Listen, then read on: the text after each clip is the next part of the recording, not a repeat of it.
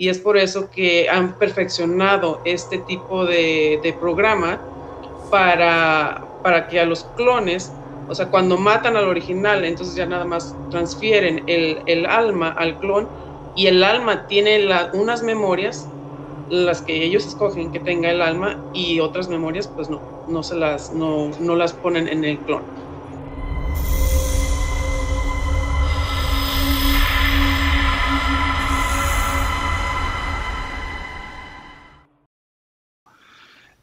Nosotros hicimos una entrevista hace unos meses atrás a Ted y a Stuart, y nosotros, que tenemos muchos años de investigación del fenómeno de las abducciones, tenemos una información nueva y para mí es una revelación, no sé si esto ya lo sabían antes, pero al menos de mi parte no lo sabía, en donde Ted dice que su cuerpo es un clon y que han matado al cuerpo original y que el alma había estado dentro de su cuerpo. Hay un segundo caso en Estados Unidos que se llama Linda Porter, donde ella también describe en una ocasión que ve en hipnosis cómo matan a una persona, a un ser humano, lo matan el cuerpo y esa alma va a otro cuerpo nuevo y le borran la memoria del alma.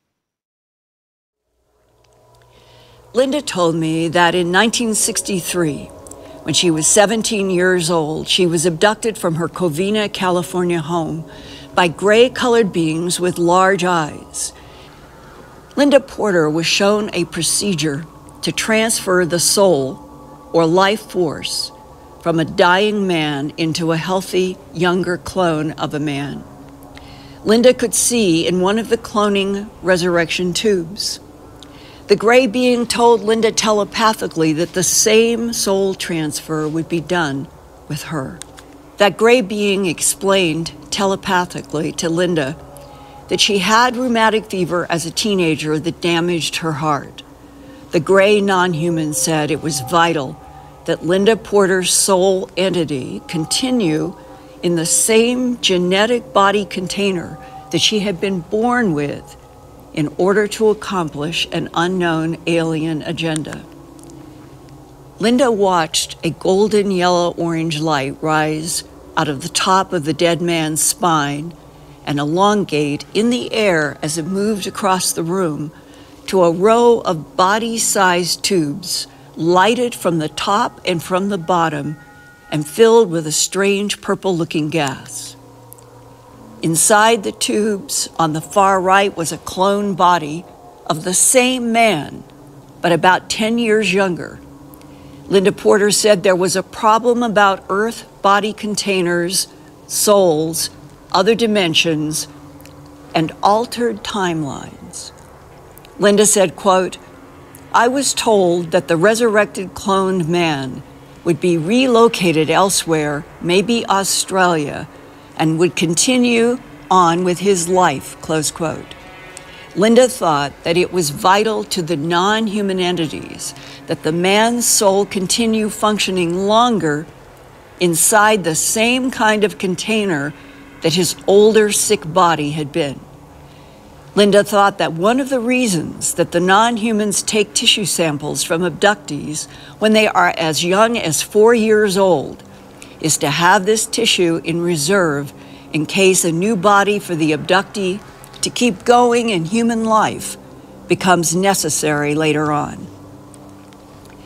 Linda explained, quote, "New bodies can be stored indefinitely. The containers in the sketch with the 3 people in the tubes are storage containers. The containers in both new sketches I sent you are activation containers. They have a light in the top that must be on the person for unknown amount of hours before a body can be activated, if a body has been in storage. If the body is newly made, it does not need light. In the sketch with the 3 people in the tubes, the body on the far right was the younger one given to the dying man."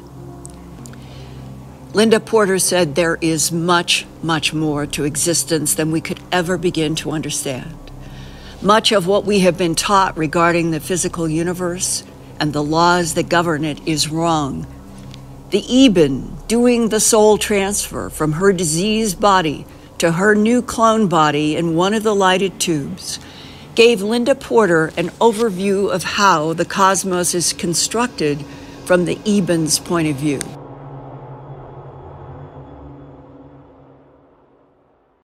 Okay. Y creo que hay un tercer caso que está acá en Argentina. There's a third case in Argentina.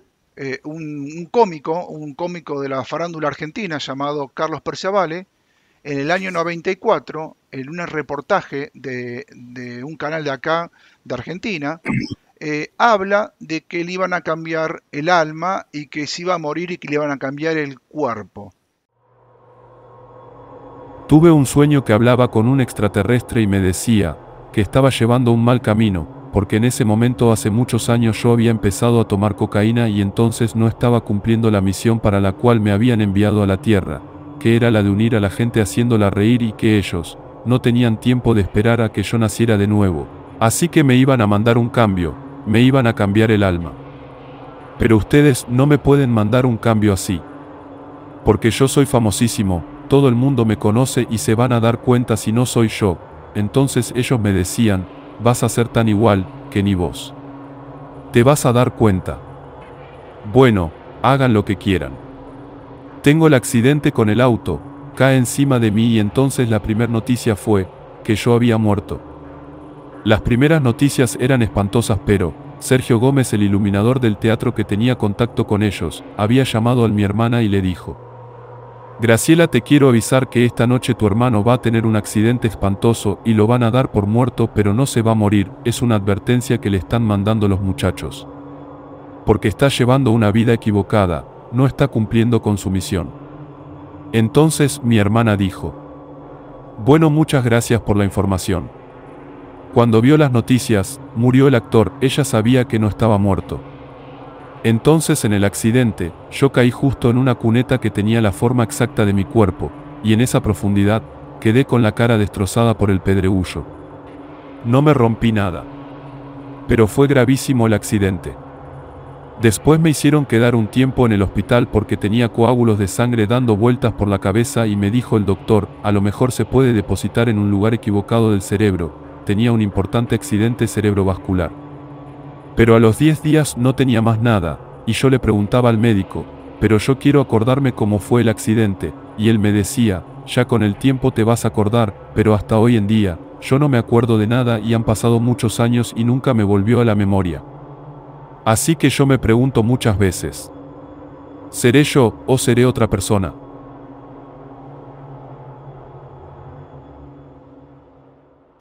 Y bueno, de lo que habíamos investigado, pensamos que no era viable esta situación.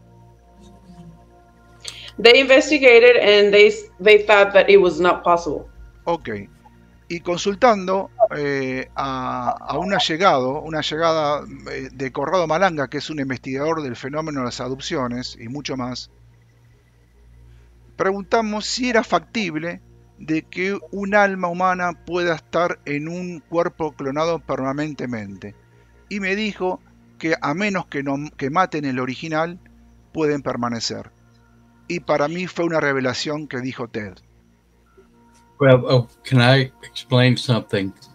I think it's important we stop here and look at the process of what's taking place and the reason why. Okay? This cloning procedure is primarily done for the harvest. This is the way they make their harvest without being detected. Okay? All right. In order for them to make the harvest on humanity and not go detected in what they're doing to keep the human population in the dark, they have the cloning procedure. They want humans that are like cattle that's been grazing in the pastures, and they have absorbed all these vitamins and minerals that they want. Plus, it's a complex program. we have to fully understand the human aura also is, which is our energy field, our emotions created by our soul emit into this auric structure, and they not only harvest our bodies for meat, but they want the energy they siphon out. So it's a complex program. They have learned over many years that as long as humans do not know what's truly happening to them, they're happier and they create more of various types of energy and they don't revolt. You take a pasture full of cattle and they suddenly they all are intelligent and they know they're heading to the slaughterhouse, they're going to revolt. Mm-hmm. So they have designed this complex program to fool us, and that's the cloning.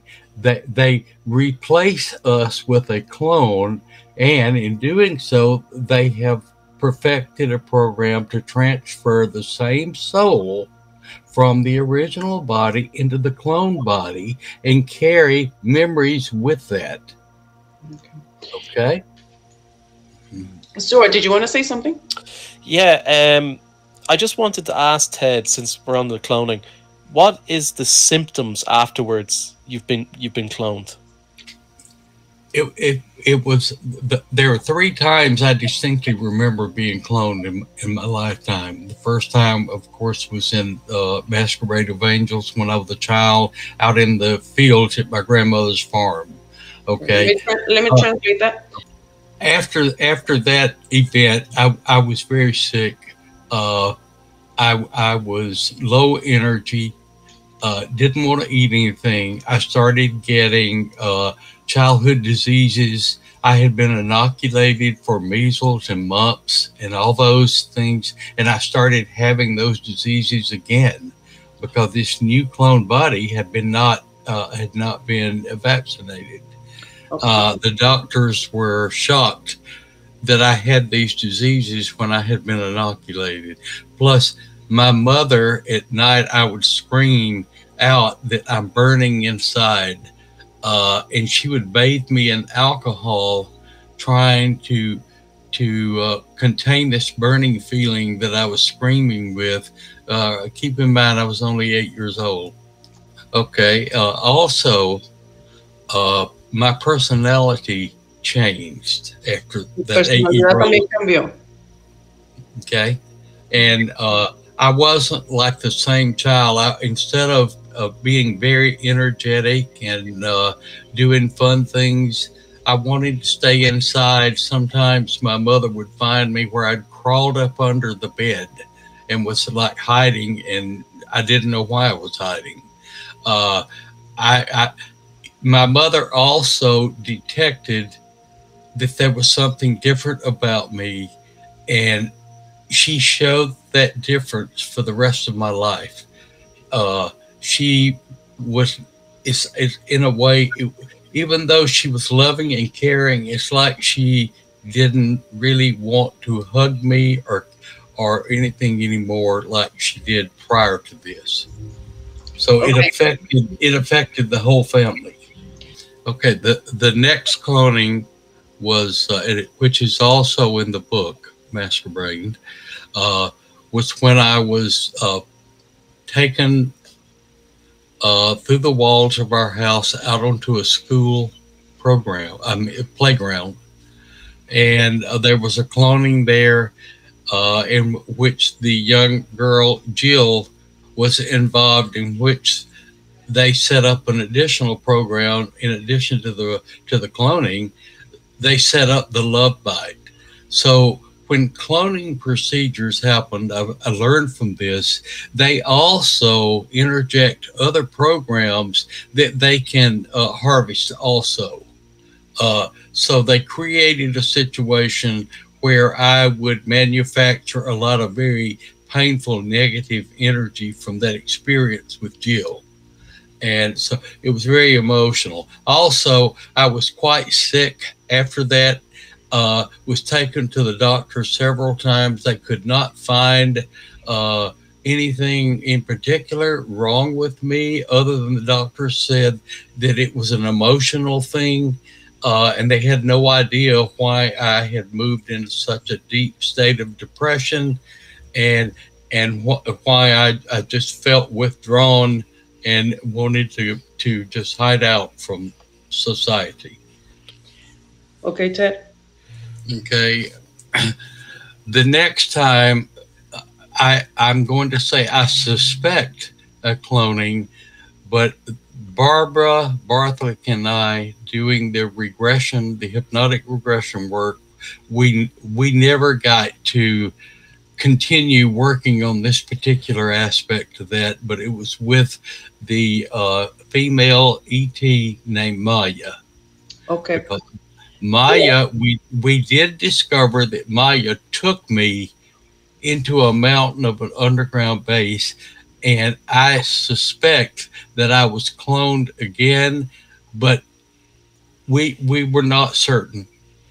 Okay. Dice que sospecha que la tercera fue cuando lo clonaron, cuando introdujeron a un extraterrestre que se llama Maya, y Maya lo llevó a una base intraterrena, y ahí es donde no están seguros si ahí ocurrió la tercera clonación. Okay, Ted? Okay.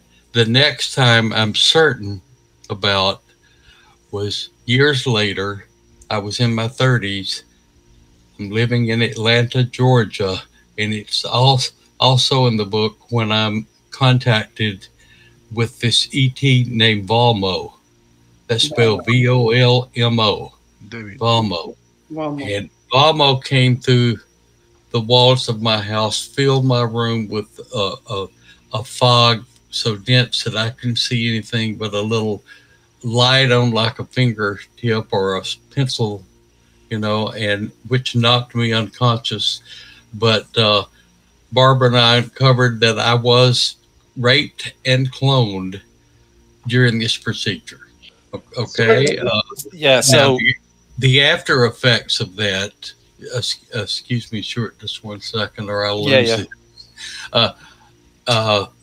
The after effects of that with Volmo, I ended up 3 months in a psychiatric ward in a hospital because I totally emotionally fell apart. I could not function for a while. Yeah, so symptoms-wise, you've got low energy, depression, poor immune system. But you can take any case going back, any famous case, okay? Recently, I was looking at Travis Walton. He's the tree logger who went missing for 5 days in 1975. He was only consciously awake for 30 minutes. It's a case that you want to translate, and I'll go on.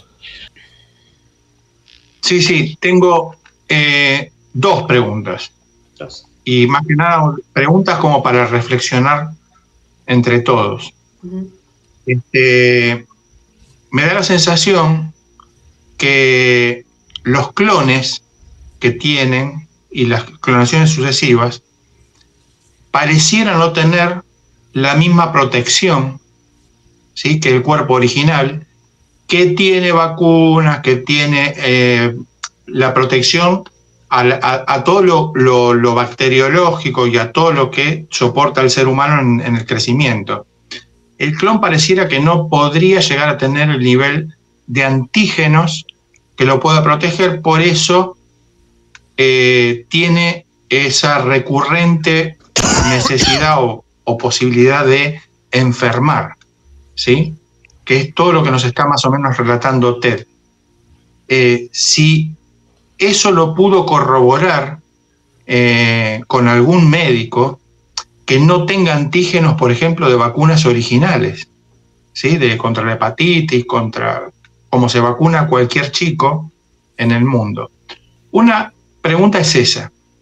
Y la otra pregunta, para que reflexionemos, es que evidentemente el clon no genera la misma energía que necesitan estas entidades, ¿sí?, para subsistir, porque si no toda la población estaría clonada completa.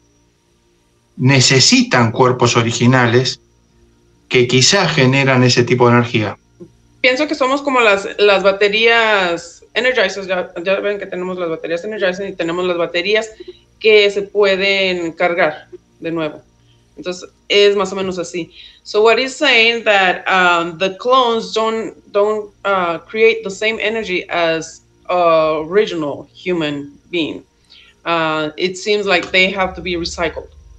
They don't last as long as a battery, you know, like a regular battery, where it has to be recharged. But this one has to be replaced. The clones. So well, I've been somewhat sickly most of my life. I've never been what you would call an extremely healthy individual since that childhood experience. However, after a cloning, you do start rebuilding and you get stronger and better mentally and physically. I can't say that we don't do that, but I don't know that we ever totally recover what we lost. No sé si el alma, esto ya lo estoy diciendo yo, no sé si el alma ya está como creando conciencia y sabiendo que es un clon a lo que va lo que va a ser introducido. No, como que el alma ya está tomando conciencia y dice, bueno, este es un clon nuevo, entonces tengo que actuar o tengo que reproducir todo lo que estaba reproducido ya en el clon. ¿Me entienden? Perfecto, perfecto. Sí. A ver. I would like to contribute something a little off here, but I think it's important. When you go back to the cloning procedure, some of the individuals have had what they would call implants, and these implants have fed all the information that you experience in your thoughts and everything, your total memory. It can be recorded into these banks, these computer banks into the computer on these ships. And then when they do the cloning, then the new clone's brain needs these memories to reactivate. So they have a program where they put these specially designed headphones on the clone's head. And I've spoken with a few people that remember having these strange looking headphones placed on their head, but that's where they reprogram that memory back into the clone that's been recorded and kept in these computers. Also, it's really important to note here that sometimes, which is another one of their programs, sometimes they will take just a little small amount of somebody's memory that may have lived 500 years earlier and mix it in there so that this new clone will swear up and down that it is the reincarnation of this person, and that is totally false. Like past lives kind of thing? Yes, right. Past lives. That's how they do that. Okay. All right.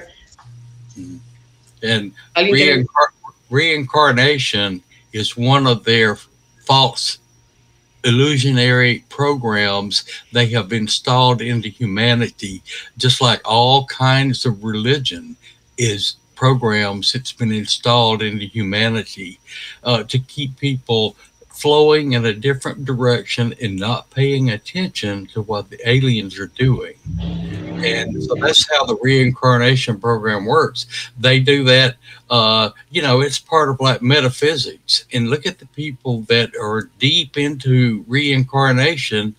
And, I was shown how they do it. And it's totally a false program. There's nothing real about it. Okay. I don't remember any other clonings that I'm certain about. Those 3, possibly 4 with Maya, those I'm sure about, but I'm not sure about others. there were some events that happened as when I'm working, you know, and when Karla got involved in my life, and I'm living in this mobile home park in Shreveport, Louisiana, and me and my neighbors are all taken. And there may have been some cloning at that time, but Barbara and I were never able to get my mind to release that information. I would get too emotionally upset and start crying when we would try to look at that event. I think the point though I was trying to make with the Travis Walton, just going back to it, this whole cloning thing is so widespread. It's everywhere. If you go back and look at those old cases, you will see that there's evidence of cloning in there. With Travis, it was, do you remember he woke up on the table and he tried to push one of the beings, but he had no energy. But the being still fell over. Like, that to me is evidence that he's after waking up in his new body. Sí. Do you think they cloned him? Yeah, I do, yeah. Okay. I think que sí lo clonaron. Obviamente que sí, porque lo regresaron. Yeah, because low energy, when he came back, he was, I think he turned to alcohol, and his marriage ended up falling apart, so depression. Now, if you were to ask Travis, he wouldn't agree with that assessment at all. Well, you could also look at it, you know, if his marriage is falling apart, his wife may have looked at him like my mother looked at me. She saw the same person, but she knew it wasn't. Oh, yeah. Also, I would, since we're talking about reincarnation and programs that these aliens have implemented into our society, speaking of metaphysics, I'm going to say something about psychic work. As all of you know who may have read my story, I used to do a tremendous amount of psychic work for many years, and I had quite a following of people actually from all around the country. And as one lady wrote in the newspaper in Louisiana, you know, that I was an outstanding, unbelievable human being. But then when I started doing regression work with Barbara, I saw how it worked, and this explains why I totally turned against it. Because I saw, as I was sitting there doing a psychic reading for someone, I saw that these demons or aliens, whatever you want to call them, standing behind me, feeding through the implants in my brain these things about that person. Okay. And so it wasn't really coming from me. It was a program they had installed in me to make me look amazing. And it worked for many years.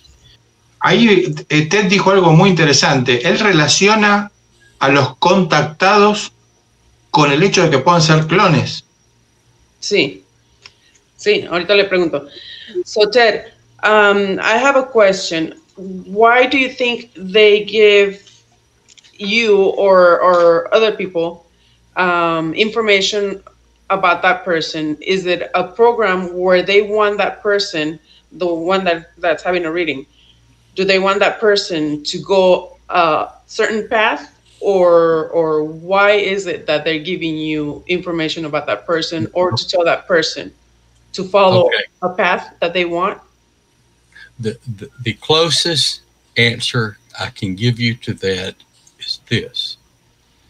Most metaphysical programs direct you into a universal consciousness, not the God we worship and Jesus. Okay. If they put no emphasis into Jesus, as a matter of fact, when you start bringing up Jesus to these aliens, they usually get quite crazy. Okay. It doesn't chase them away forever, but it might send them out of the room temporarily. Aunque es una pregunta sobre el tema de la reencarnación. Él habló de la reencarnación. ¿por qué los alienígenas tienen tanto énfasis en meternos reencarnaciones, en clonarnos, en abducirnos, en hacernos tratamientos de programas? Evidentemente somos una energía, el hombre es muy importante para ellos. Control de la humanidad, se ve que nosotros debemos ser muy importantes porque ellos se esmeran tanto en hacernos cosas que evidentemente somos un potencial importante.